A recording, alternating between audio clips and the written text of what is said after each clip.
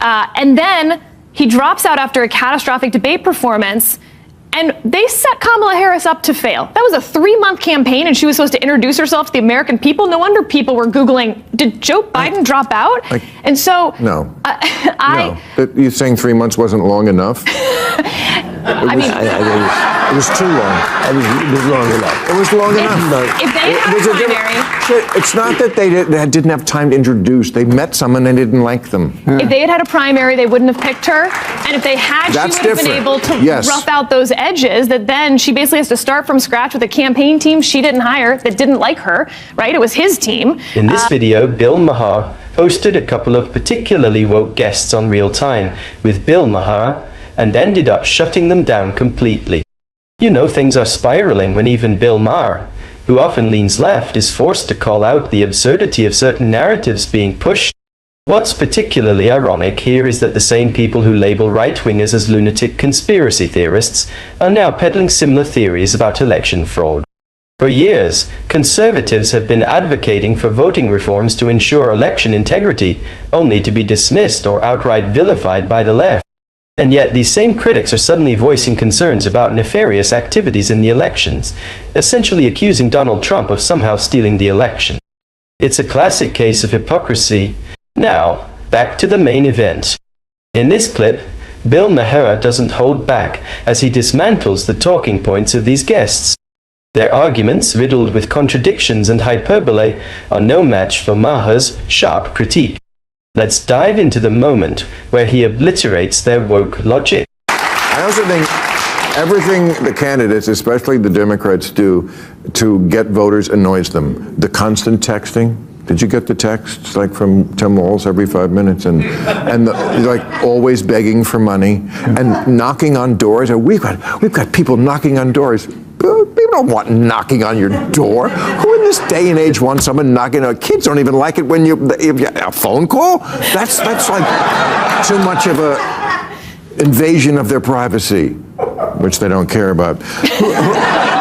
Who might emerge as the strongest Democratic opposition leader in the next Trump era? Oh, well, that's a good question. I mean, like Adam Schiff, he won right big. And he won big. I like Wes Moore. Wes Moore's fantastic. He's in Maryland. Yep. But who's going to be the one? Gavin Newsom, we have here in this state. He's already like called the legislature to. I mean, Trump hasn't done anything yet, but I understand the. This was the problem. You know, there was a 2014 study that showed that Fortune 500 companies were more likely to pick a female CEO if the company was struggling, basically setting women up for the big job, but to also fail. If they did well, fine. But if they failed, like, look, we have a female CEO while failing. And that's what I feel like they did to Kamala Harris. When Biden refused to step aside and not run again, he was supposed to be that bridge. He backed off on that promise due to arrogance. Let's break this down. The idea that the Democratic Party was somehow forced to make Kamala Harris their candidate is absurd. The party wasn't under any obligation to choose her. They had the power to pick anyone. If the people pulling the strings in the Democratic Party are as brilliant as some claim, why would they knowingly back a candidate they thought would fail? It makes no sense. If Harris was destined for failure from the start, why not choose someone else better suited to the role? The logic here is completely flawed. Now onto this bizarre notion about Fortune 500 companies supposedly being more likely to appoint a woman CEO when they're on the brink of collapse. What's far more likely, if that statistic even holds true, is that companies in distress are willing to take risks and try something different. After years of cycling through male leadership with poor results, they might decide to bring in a woman as a fresh perspective or a potential turnaround leader. It's not some conspiracy to pin failure on women, it's an attempt to salvage what's left of the company. This kind of thinking, assuming there's some grand plot to undermine women or blame them for failure, just underscores how disconnected the woke narrative can be from reality. Instead of acknowledging the complexities of leadership and decision-making in high-stakes environments, they resort to absurd theories that say more about their worldview than the actual situation. It's delusional, reductionist, and perfectly emblematic of the left's obsession with identity over substance. I think that is a very high degree of difficulty to put on anybody, and I do not think she is the perfect candidate.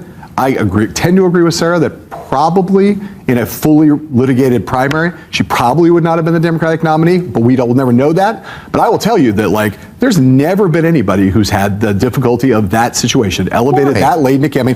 Why? A Democrat would have needed to run away from Bill, the I don't know Biden if you know this, but the Vice President of the United States is basically shoved in a broom closet for 3.5 years. I know. Like, you couldn't. She was more popular in there. Yes, well. I mean, this idea that the idea in a mass media age that 107 days is not long enough to know somebody. You are way overestimating the American people in terms of what their ability. No. You have someone like Donald Trump has become a universally known, understood, loved by some, hated by others over the course of being omnipresent for 8 years. Okay. Barack Obama becomes president of the United States after running for 2 years as president, runs a 50-state primary, is on television, does dozens of Democratic debates, and by the time at the end of that, most people knew who he was.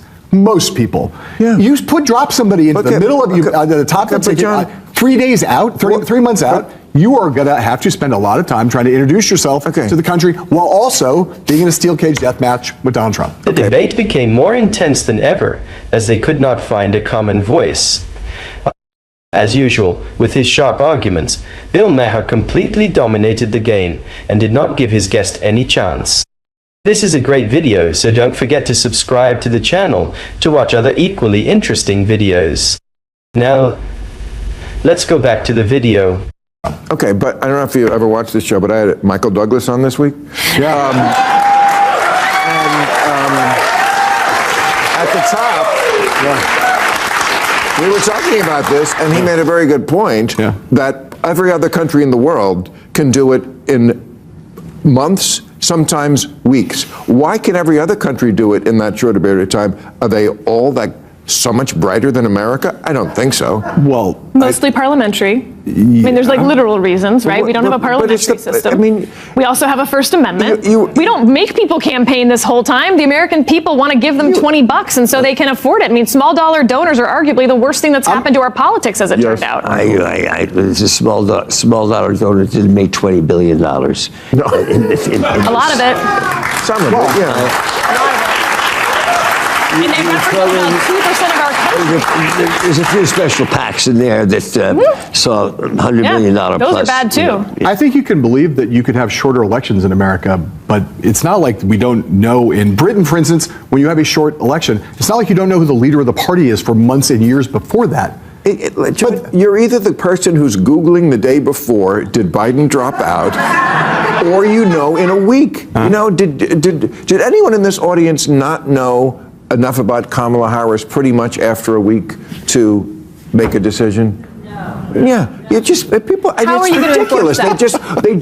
We just get sicker of them. How are you going to tell people they can't talk about politics? What? How with free speech that I know you love? Yeah. How are you going to limit people's ability to run for office? I'm not limiting. We're not making a law. Bill Maher was absolutely on point in this episode of Real Time.